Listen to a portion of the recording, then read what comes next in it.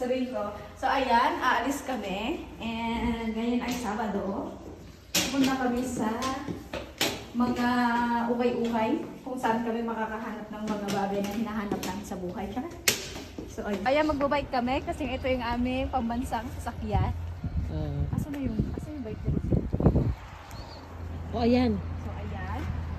Ito yung aming sasakyan. So, yeah, prepare lang muna kami. So, start na ang ating pagbabike. Mga ilang minuto ba? Ang mga Disney princess ng Japan. Oh!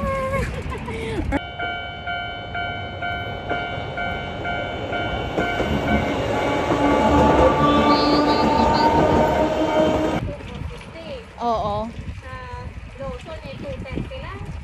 Sa Lawson na lang ako maglagay. 22 pa naman yung due date ng wifi ko. Yung wifi mo. Oo. Ayan, unti-unti nang tumataas yung nakakaramdam na ako ng pagod Wala pa kami sa kalahati. Pero nakakapagod na siya. Kasi nga paakyat tong aming dadaanan. Ilang bundok yung aming ano ba tatawid? Hindi. Ilang bundok yung aming dadaanan. So, welcome to town. To tunnel. So, dadaan tayo dito. Yung bundok na ginawa ng tunnel para ma-shortcut yung daan. So, ayan na. Paglabas ng tunnel ay makikita nyo yung paradise. Paradise ng mga Hapon. So pataas na. Kailangan na namin maglakad.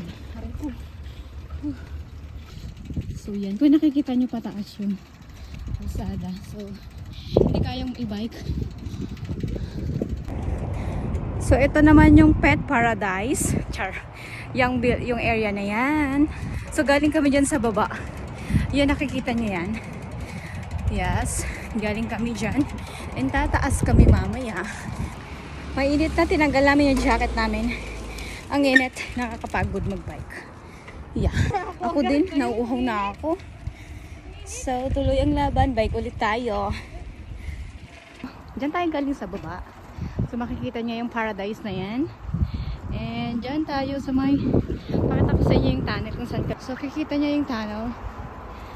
So, yan. And tumaas kami dyan. And we are here na. So, ayan. Nakarating na kami dito sa Aeon Mall. Yes. Ayan, tatangin ko yung kasama ko.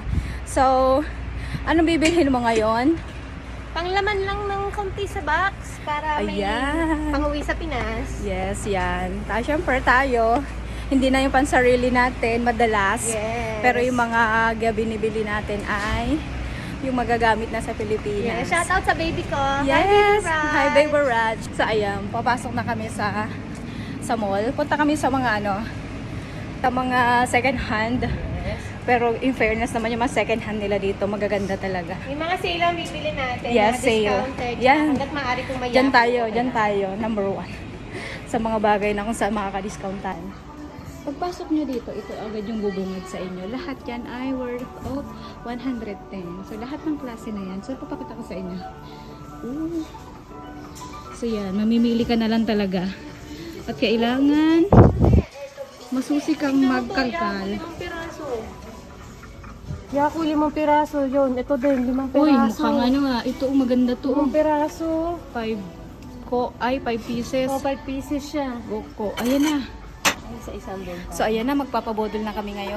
Ayan, may nakita akong basket. Napaka-cute niya. And, bagong-bago pa, oh. So, ito naman yung mga mamahaling bag. So, tingin-tingin lang muna tayo. Yung mga ganyang bagay. So, titingin ako dito ng mga relo. And, tignan natin. Yung kaya ng budget natin. So, ayan. Mga halaga. Doon tayo sa Seiko. Seiko. Or Seiko. Ito, Seiko. Nangunguna ang Seiko. Oh. Yan. Ito yung mga price nila. Kaya na lang yung magtingin. Okay. Ito naman, kung low budget ka sa mga jewelries, pwede naman na itong pagtsagaan, di ba? Titingin lang ako ng mga magaganda. Pero mukhang ano na eh. Ito ang cute nito. Ano to? Silver. So, pwede na rin naman siguro yung silver. Ang pangit ng kamay ko, sorry na. Diyan nakakaluwag-luwag ka na sa buhay. May karapatan ka ng tumingin-tingin. May karapatan. So, yan. May karapatan ka. Tingin-tingin lang naman muna. Diba? So, iyan yung mga Japan gold nila dito. Siyempre, alam niyo naman pag Japan, expensive.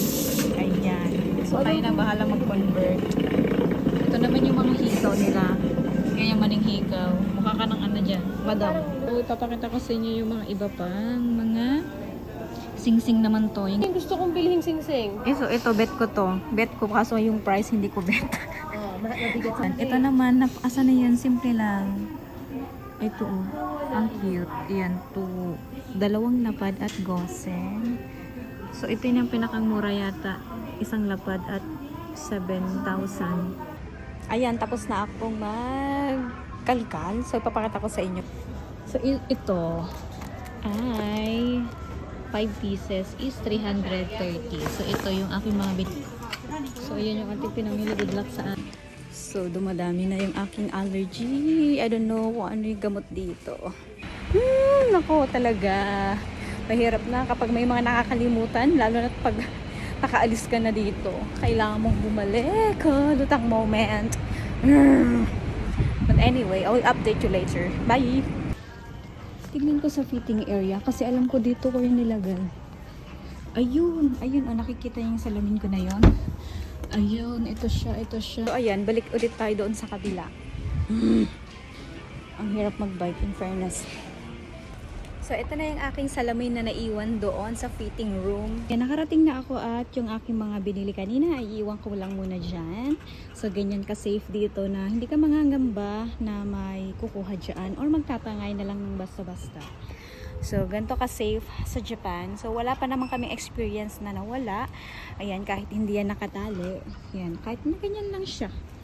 And kahit mga ilang oras ka pa dyan sa loob. So, ganyan ka-safe dito sa amin. So, pupunta na ako dito sa hard off.